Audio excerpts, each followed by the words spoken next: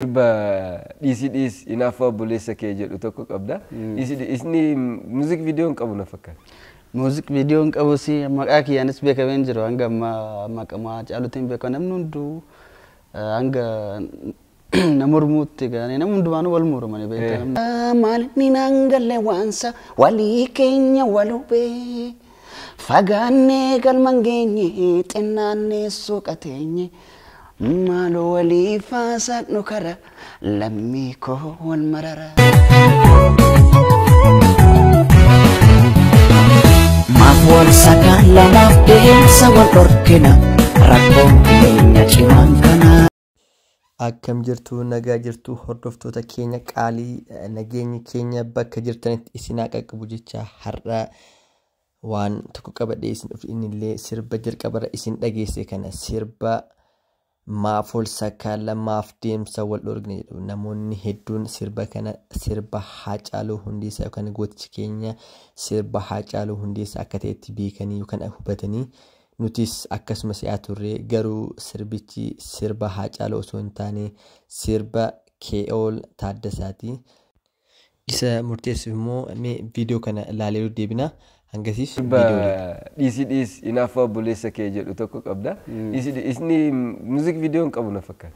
Music video kabu si makaki anis beka venjero anga makama chalutin beka namnundu anga namurmutti gani namundu manu walmuru mani beka dugatti impuran anga mai ojichi makama chalutin jira YouTube rata dura kamte beta audio sa tumre harkaan qaba ture audio saa umree harkaan qaba akkasumatti nama tokko lamatti daddarbee ture audio isaa namni sanuma qaba fuudhee maqaa kootiin jira rename irraa geddaraniiti kun Haacaaluudha yaani YouTube irratti odna dursanii odan hin fe'in abbaan fe'in beekamu YouTube irratti hin arge Haacaaluu jee jira YouTube irratti Haacaaluunis quban qabu sirba kana akka inni sirbine yeroo haasoo dhageeraanis garummo dhiisii mee daloodhaan nu yaadachiisi namoonni baay'eenis akka yaadataniif sirbicha kana. Mafwal sakala mafdeemsa wal dhorkina rakkoon keenya cimaan kana waliif yaanne waliitti yaanne malee dubbiin keenya badii dhalee maali dhugaansa maali nangalle waansa walii keenya walubee. Fagane galmangenye tenane sukatenye malo wali fasad nukara lammi ko wal marara. Wow, baik sagaleen ke baik barida. Juga sirba kana amma anis jalqaba sirba kana baay'een beeka ture. Wellisaa sirba kanaati jaanii yeroo wal barsiisan yeroo jalqabaaf baay'een si ajaa'ibsiifadhe sirbicha baay'een jaaladhaani. Akkamitti immoo gara aartii kana seente aartiitu gara kee dhufe moo situ gara aartii dhufe? Gaafin kun yeroo baay'ee nama hedduun gaafatama. Aartii anam aartii gara koo dhufes anatu gara aartii dhufes jechuun natti ulfaata. Maaliif beektaa nu lachuu walumaa dhumamne jeetii yaada.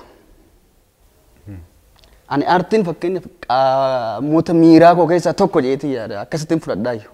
Sigale fakkeenyaaf amma ija kiyyatu dura uumame moo natu dura uumame jechuun natti ulfaata. Sigale anumaa miti kan kootumaa walumaa uumamne waan ta'eef aartiis akkasitti ilaala walumaa uumamne malee tokko dura natti dhufee yookaan anatti dhufee yookaan immoo aartiitu natti dhufee jechuudha.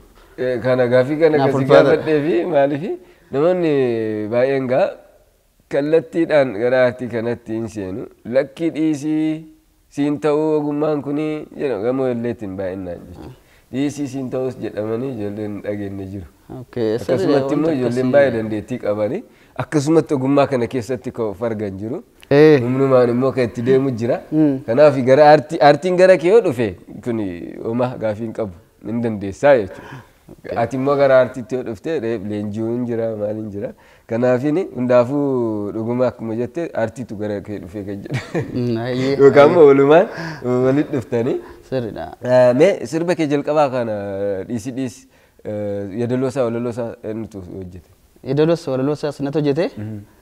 Saka yaadichi kun naan dhufeeti beektaa gaa ilma namaa kana gaafa laaltu waanuma yeroo bakka kamittuu har'as borus wanti kun hin bareechuun baay'ee ulfaata ilmi namaa waliif yaaduu yeroo baay'ee wal xiqqeessuuf deemu kanatu jira waan kanatu gaafii natti uume maaliif ta'a wanti kun namni xiqqaate nama fayyadu hin jiru namni gabbu'ee nama fayyadu hin jiru kanaafuu waliif gaarii haa yaannu kan jedhu irratti xiyyeeffadheen waan kana osoo jedhee bareedaadha jedheen walaloo seedaloo isaa sanumatti hojjete.